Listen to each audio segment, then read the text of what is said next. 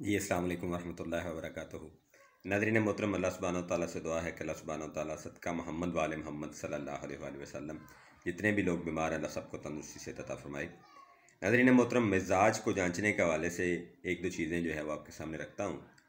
सबसे पहली बात, ये जो हाथों की या पाँव की शरियानें जो हैं या वरीदें जो हैं जो नज़र आ रही होती हैं, ये गर्म मिजाज वाले बंदे की कभी भी नज़र नहीं आती, सर्द मिजाज वाले बंदे की नज़र आती हैं।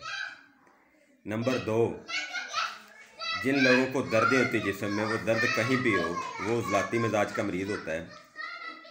और जिन लोगों को घबराहट, बेचैनी, डिप्रेशन, एंग्जाइटी या फिर इस तरह से टेंशन या फिर सुकून ना हो, वो गर्मी का मरीज़ होता है। और इसके अलावा जो तीसरा है वो बलगम का मरीज़ है, यानी जिसको ना दर्दें हैं ना घबराहट बेचैनी है, तो वो बलगम का मरीज़ है।